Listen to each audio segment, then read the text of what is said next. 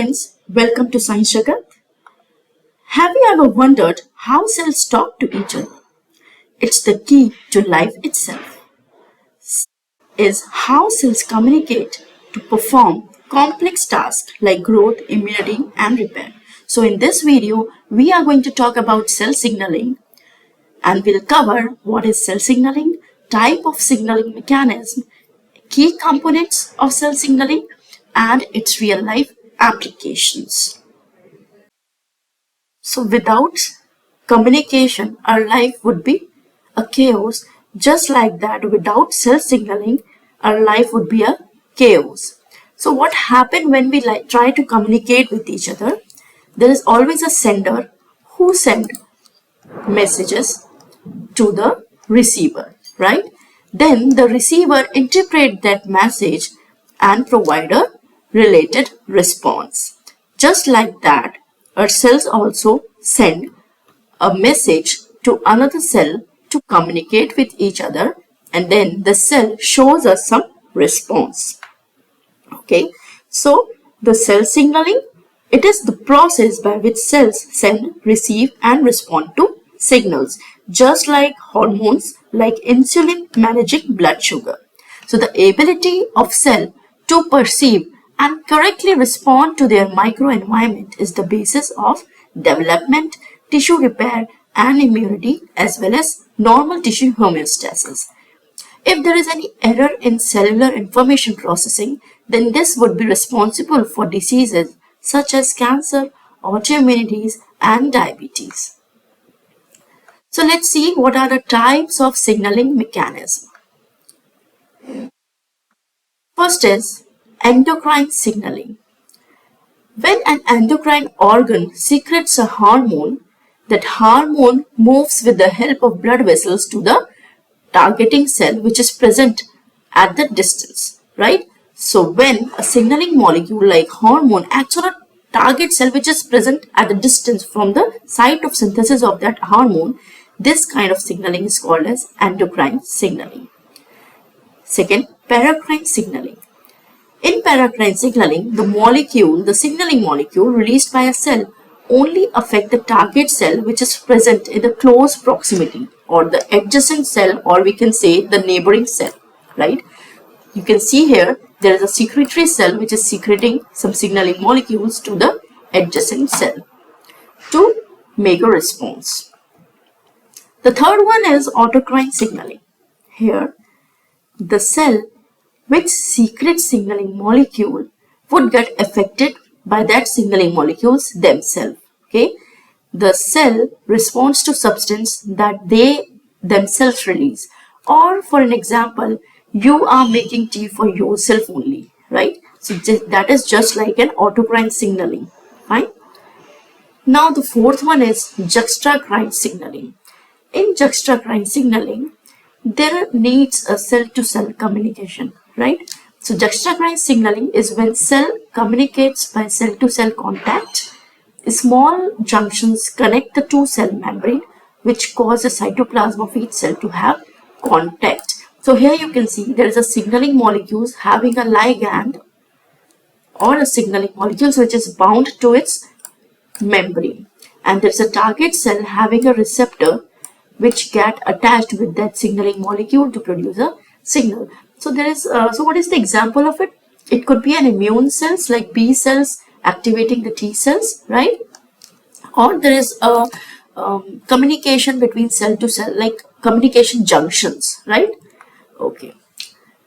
Now let's see what are the key components of cell signaling.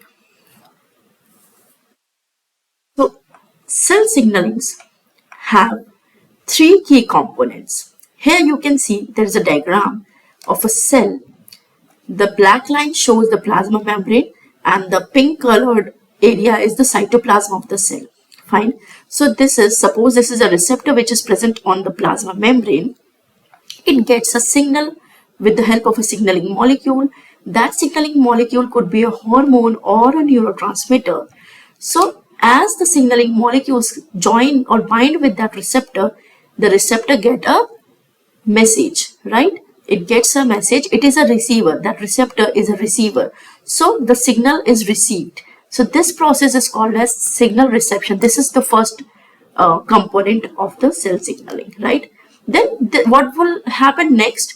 This receiver will transfer its message to the secondary messenger, right? So that secondary messenger could be a single molecule, or there could be a cascade of different molecules, right? For example, calcium, IP3, DAG, CGMP, AMP. So there are many secondary molecules which are responsible for different kind of responses, right? So it is totally dependent on the signaling molecule which secondary molecule would get activated with that receptor.